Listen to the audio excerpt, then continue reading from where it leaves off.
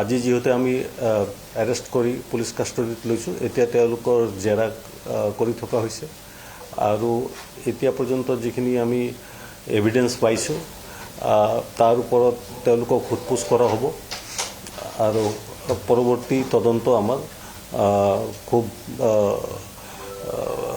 Fast ট্ৰেকত চলি আছে। ছিংগাপুৰৰ যিটো ইনভেষ্টিগেশ্যন আছে, যেহেতু ছিংগাপুৰ এখন বেলেগ ৰাষ্ট্ৰ, তাত তদন্ত কৰাৰ এটা বিশেষ প্ৰক্ৰিয়া আছে। সেই প্ৰক্ৰিয়াৰ মাজেদি যাব লাগিব। ভাৰত আৰু ছিংগাপুৰৰ মাজত মিউচুৱেল লিগেল ট্ৰিটি এখন আছে।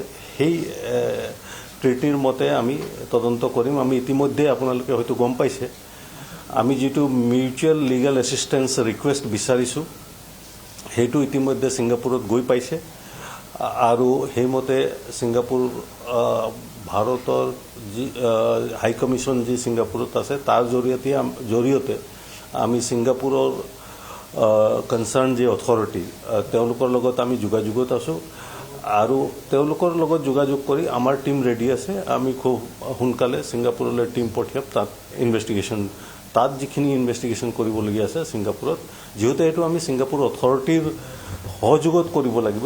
সেইখন এখন বেলেগ ৰাষ্ট্ৰ আৰু মিউচুৱেল লিগেল ট্ৰিটি এছিষ্টেঞ্চ ট্ৰিটিৰ জৰিয়তে কৰিব লাগিব। সেইখিনি কাম আমাৰ ইতিমধ্যে কৰা হৈছে।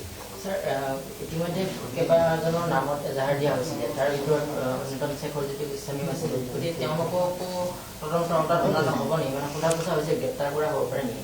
সকলোকে তদন্তৰ আওতাত অনা হ'ব আৰু যাৰ বিৰুদ্ধে যি ধৰণে আমি সাক্ষী এভিডেন্স পাওঁ সেইমতে আমি আইনগত ব্যৱস্থা ল'ম।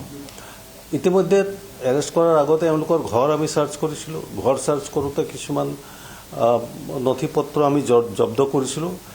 তেওঁলোকক এৰেষ্ট কৰাৰ পিছত তেওঁলোকৰ পৰা যিখিনি পাইছোঁ মোবাইল ফোন ইত্যাদি, সেইখিনি আমি জব্দ কৰিছোঁ।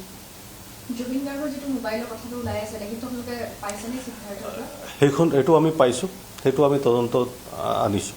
এখন ফটো এটা ভাইৰেল হৈ আছে সামাজিক মাধ্যমত যে শ্যামকালী মহন্তৰ লগত মোবাইল এৰেষ্ট কৰাৰ পাছতো মোবাইল এটা থকা বুলি এখন ফটো ভাইৰেল হৈ আছে। এই বস্তুটো নহয়, যেতিয়া এৰেষ্ট কৰা হয় বডি চাৰ্চ কৰা হয়, যিহেতু সেইটো